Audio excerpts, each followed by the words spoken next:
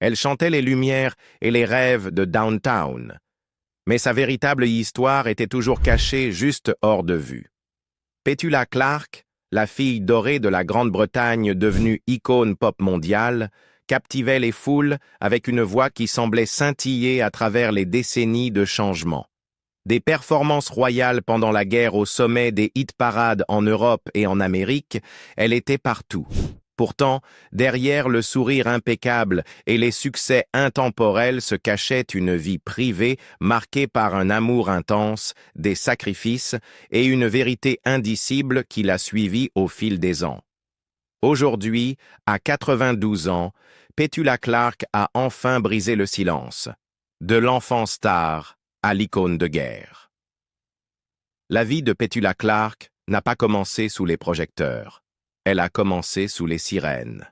Née le 15 novembre 1932 à Epsom, dans le Surrey, à quelques kilomètres de Londres, son enfance s'est déroulée sur fond de Seconde Guerre mondiale. Elle n'avait que 7 ans lorsque la Grande-Bretagne a déclaré la guerre à l'Allemagne. Tandis que la plupart des enfants s'habituaient aux tickets de rationnement et aux masques à gaz, Petula découvrait une voix capable de percer la peur comme un rayon de soleil. Son père, Leslie Clark, s'en est rendu compte avant tout le monde. Infirmier de métier et dénicheur de talents amateurs par instinct, il l'a poussé vers le micro, non pas pour la célébrité, mais pour servir une nation en quête d'espoir. Ce moment est arrivé plus vite que prévu. En 1942, alors qu'elle n'avait que 9 ans, Petula a été invitée dans un studio de la BBC pour un programme visant à remonter le moral des troupes britanniques.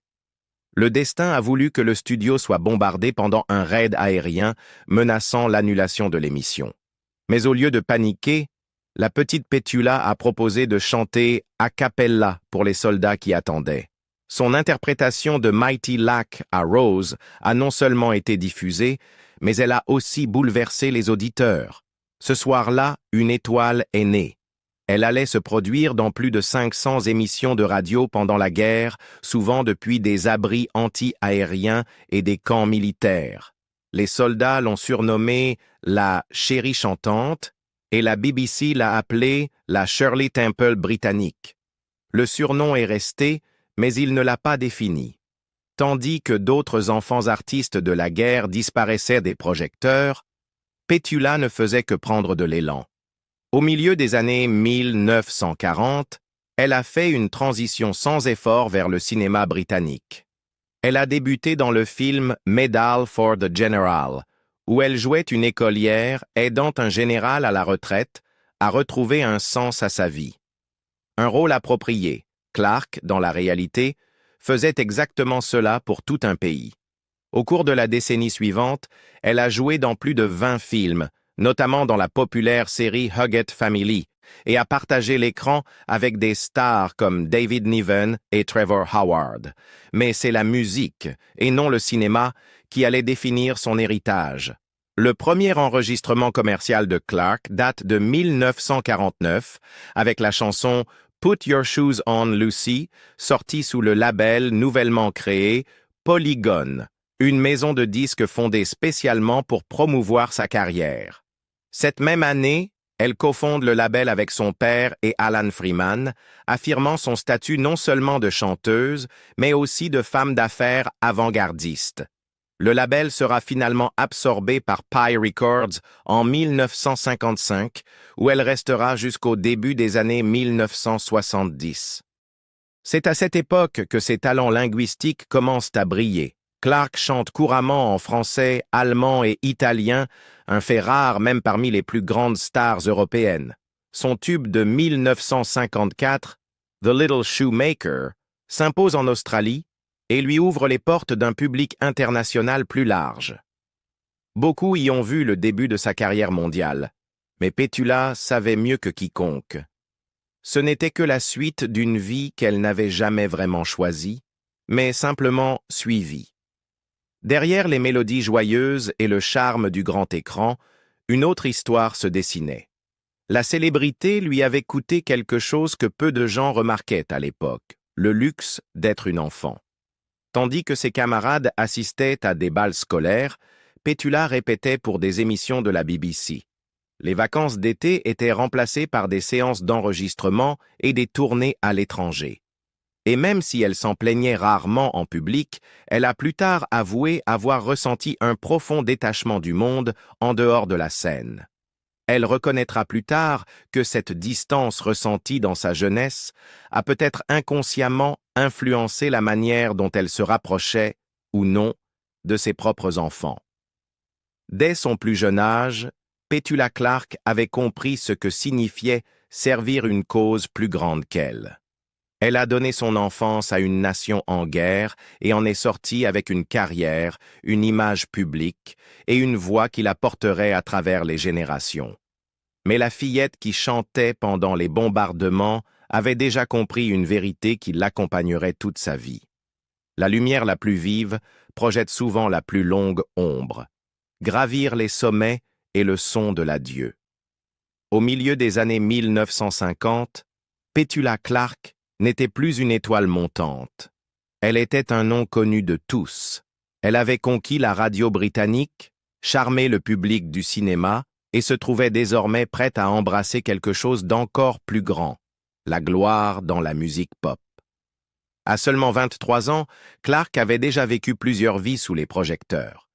Mais c'est aussi pendant cette période tourbillonnante qu'elle connut sa première peine de cœur, profondément personnelle et discrètement dévastatrice. Il s'appelait Joe Mr. Piano Henderson, un pianiste élégant et charmeur, reconnu pour son style raffiné et sa facilité à établir un lien avec le public.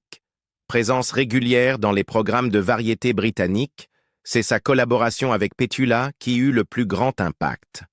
Ensemble, ils animaient l'émission radio populaire Pet and Mr. Piano sur la BBC. Leur alchimie musicale était indéniable. Des duos empreints de chaleur, des échanges complices et une tension sous-jacente plus profonde. Le public, comme les tabloïds, ne mirent pas longtemps à spéculer. La chérie de la nation avait trouvé son prince, semblait-il. En effet, Petula et Joe étaient amoureux. Ils passaient des heures en studio et encore plus de temps en dehors, à parler musique, vie et rêve. À un moment donné, des murmures de fiançailles circulaient même, mais en coulisses, des fissures apparaissaient, non pas à cause de trahison, mais de peur. Henderson, bien que talentueux, se sentit de plus en plus éclipsé par la trajectoire fulgurante de Petula. Elle recevait des offres de l'étranger, enregistrait en plusieurs langues et surpassait aisément ses contemporains.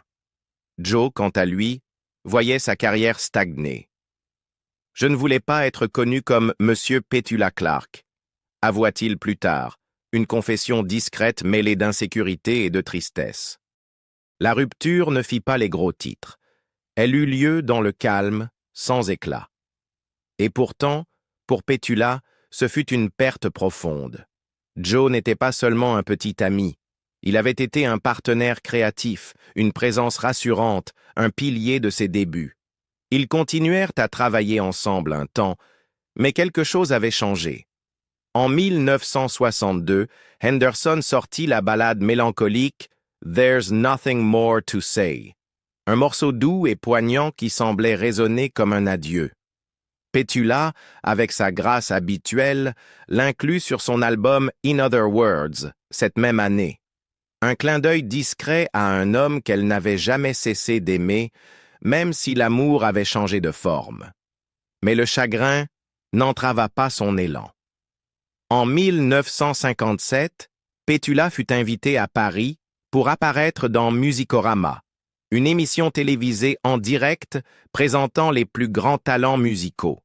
C'est là, au cœur du tumulte médiatique français, qu'elle rencontra Claude Wolff, responsable de la promotion chez Vogue Records.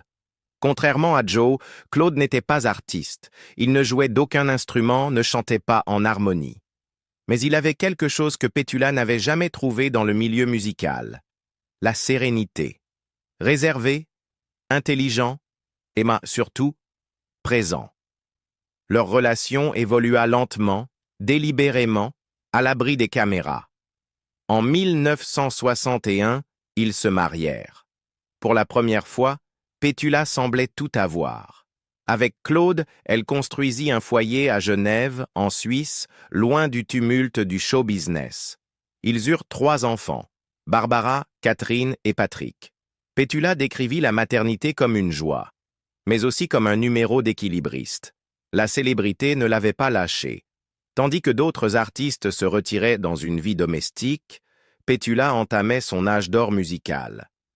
En 1964, elle enregistra Downtown, une composition de Tony Hatch qui la propulsa au rang de star mondiale, atteignant la première place aux États-Unis et faisant d'elle une véritable icône internationale de la pop. Mais derrière les trophées et les ovations, la culpabilité couvait. Clark était une mère active à une époque où cela restait rare et parfois mal vu. Elle avoua plus tard que les rôles simultanés de vedette mondiale et de mère n'avaient jamais été faciles à concilier.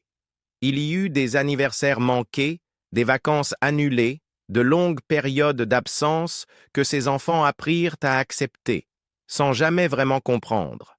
« Ma carrière ne s'est pas arrêtée quand je suis devenue mère », dit-elle un jour. Et je me demande parfois ce que cela leur a coûté. Au fil des années 1960, Petula Clark devint l'une des chanteuses les plus reconnues au monde. Son mariage dura, non sans tension. Le son de l'adieu résonna plus d'une fois dans sa vie personnelle, de la rupture silencieuse avec Joe Henderson au sacrifice lié à l'éducation d'une famille, tout en courant après les chansons aux 4 coins du globe. Le monde voyait une star, polie, rayonnante, toujours impeccable. Mais derrière les projecteurs se trouvait une femme qui avait offert des morceaux de son cœur à l'amour comme à l'ambition, sans jamais vraiment savoir lequel les lui rendrait intacts. Se réinventer loin de chez elle. La British Invasion appartenait peut-être aux Beatles et aux Stones, mais Petula Clark était déjà loin, géographiquement, musicalement et émotionnellement. Au début des années 1960, elle avait tourné le dos à la scène trépidante du divertissement londonien et trouvé refuge dans un coin plus calme et cosmopolite d'Europe.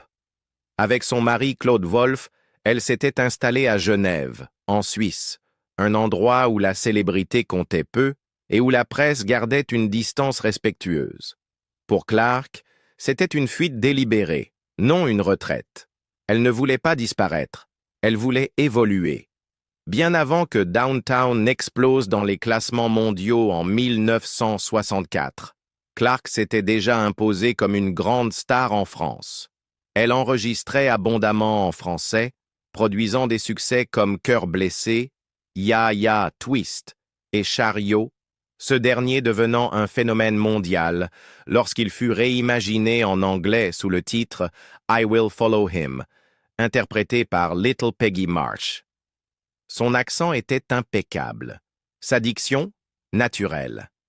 Le public français ne la voyait pas comme une curiosité étrangère, il l'embrassait comme l'une des leurs. À Paris, elle devint une figure chérie de la télévision et de la radio, côtoyant des icônes comme Charles Aznavour et Serge Gainsbourg. Pourtant, contrairement à beaucoup de ses homologues britanniques, Clark ne cherchait pas à entretenir sa célébrité. Elle refusait les interviews. Elle refusait de jouer au jeu des vedettes.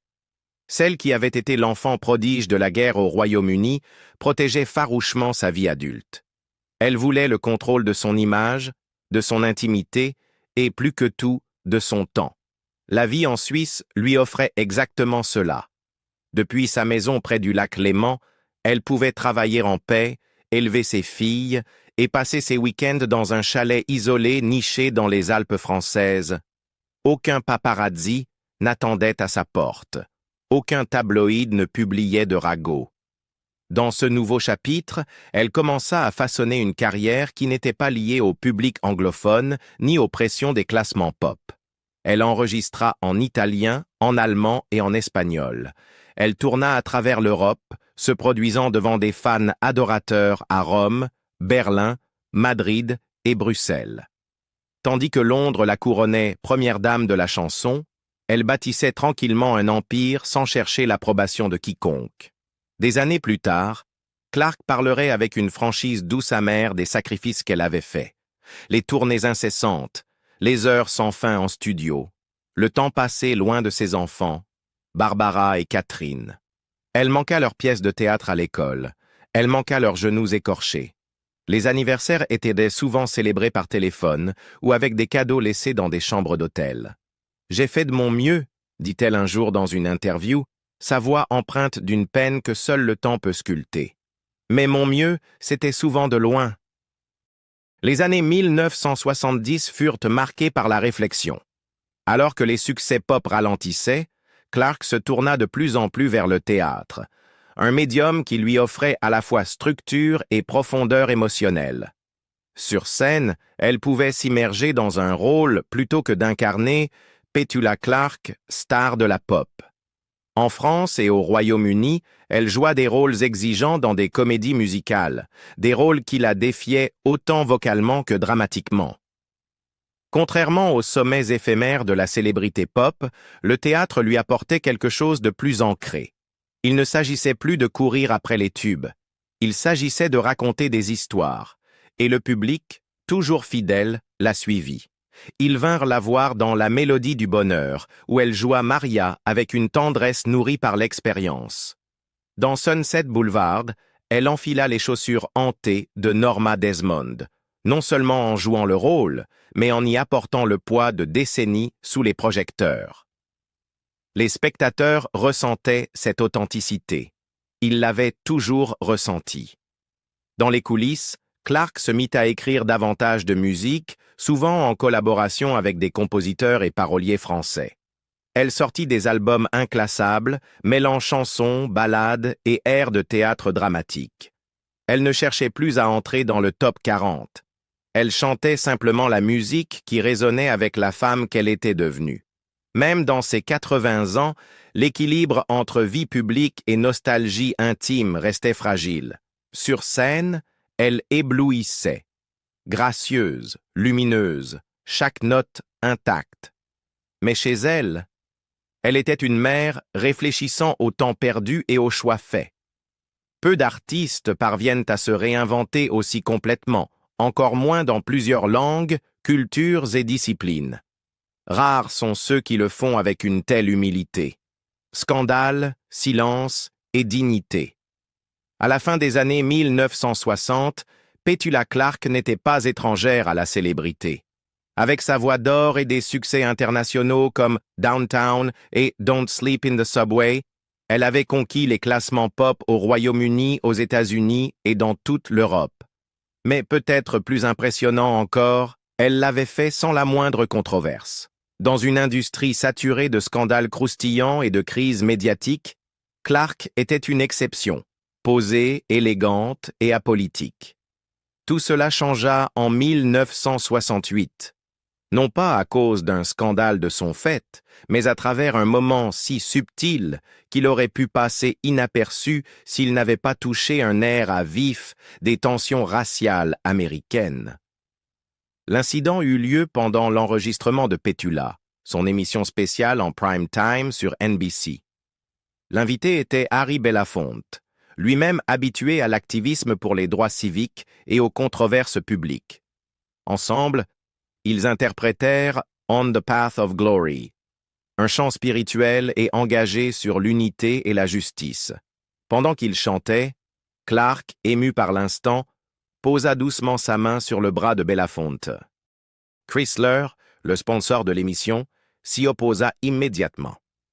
Un représentant de la marque automobile, présent sur le plateau, exigea que la scène soit retournée ou coupée au montage. La raison invoquée était brutale. Une femme blanche touchant un homme noir à la télévision nationale pourrait heurter le public sudiste. Et pire encore, nuire aux ventes. Petula Clarke fut horrifiée. L'idée qu'un geste humain, simple et sincère puisse être perverti en quelque chose de menaçant ou déplacé n'était pas seulement insultante, c'était révoltant. Elle, ainsi que son mari et manager Claude Wolff, restèrent fermes. La scène ne serait pas modifiée. Elle serait diffusée telle qu'elle, ou pas du tout. Chrysler céda. L'émission fut diffusée sans altération, et Petula Clarke entra dans l'histoire comme la première personne à refuser la censure à la télévision américaine sous la pression d'un sponsor à propos d'un contact interracial. La réaction fut mitigée. Les défenseurs des droits civiques saluèrent son courage discret. Belafonte raconta plus tard qu'il s'agissait d'un puissant moment de solidarité muette. Mais d'autres furent moins bienveillants. Clarke fut subtilement mis à l'écart de plusieurs chaînes américaines dans les années qui suivirent. Les offres diminuèrent. Sa visibilité grand public aux États-Unis s'amenuisa. Non pas par perte de talent ou de popularité, mais en raison d'un contre-coup silencieux de l'industrie. Pour Petula, ce fut un rude réveil. Elle croyait que la musique transcendait les barrières, que l'art, dans sa forme la plus pure, pouvait unir. Mais l'incident révéla une vérité plus sombre. En 1968, même un geste de tendresse entre deux artistes respectés pouvait devenir un point de tension politique. Elle choisit de ne pas en faire un spectacle public. Pas de conférences de presse, pas d'interviews enflammées. Elle ne voulait pas être étiquetée comme une cause. Mais en privé, cet épisode la transforma. Elle commença à aborder sa vie publique avec plus de prudence. Elle devint plus protectrice de son image, non par vanité, mais par nécessité. Elle apprit que la célébrité était fragile, et pour une femme, encore plus. Un geste mal interprété pouvait anéantir des décennies de travail. Dans la décennie suivante, Clarke orienta sa carrière loin du tourbillon incessant de la pop. Elle refusa des rôles au cinéma, y compris dans des comédies musicales à gros budget. Elle ne cherchait plus à dominer les classements. Elle retourna plutôt à la scène, là où sa carrière avait commencé. Elle interpréta des rôles principaux dans des comédies musicales telles que The Sound of Music, Sunset Boulevard et Blood Brothers. Dans ces personnages, souvent marqués par la douleur, la grâce et une rébellion silencieuse, elle trouva un nouveau sens. Mais le mot « retraite » ne faisait pas partie de son vocabulaire. Dans ses 70 et 80 ans, Clarke continua de se produire. En 2019, à 86 ans, elle rejoignit la production londonienne de Mary Poppins, incarnant la femme aux oiseaux, chantant « Feed the Birds », avec la même douceur puissante qu'il avait portée à travers les turbulences de 1968. Les applaudissements ne saluaient pas seulement la chanson, mais aussi son endurance, sa dignité discrète et son refus de plier sous la pression. Confession, regret et amour inachevé. Ce n'est qu'à l'approche de ses 90 ans que Petula Clarke a commencé à parler ouvertement de son monde intérieur. Dans des interviews, elle a évoqué le coût émotionnel de la célébrité à vie, le temps perdu avec ses enfants, l'éloignement progressif avec Claude et le poids d'une image toujours maîtrisée. Elle a admis ce que les fans soupçonnaient depuis longtemps, que son mariage, bien qu'il ait duré des décennies, avait perdu son essence romantique. En 2013, elle a discrètement révélé qu'elle et Claude Wolff n'étaient plus ensemble au sens traditionnel du terme. Il est décédé en mars 2024, quelques mois avant son 92e anniversaire. Dans ces rares moments de sincérité, Clarke a aussi avoué qu'elle se demandait souvent à quoi sa vie aurait ressemblé si elle s'était arrêtée plus tôt, si elle avait été plus présente en tant que mère, si elle s'était donné la liberté d'être simplement une femme ordinaire. Pourtant, elle n'en parle pas avec amertume. Il y a une étrange sérénité dans ses réflexions, une acceptation gracieuse que la vie lui a offert un cadeau, tout en lui en reprenant une partie. Aujourd'hui, à 92 ans, Petula Clarke vit dans un appartement modeste du quartier de Chelsea, à Londres, bien qu'elle possède toujours son chalet suisse et sa maison à Genève. Elle n'a plus rien à prouver.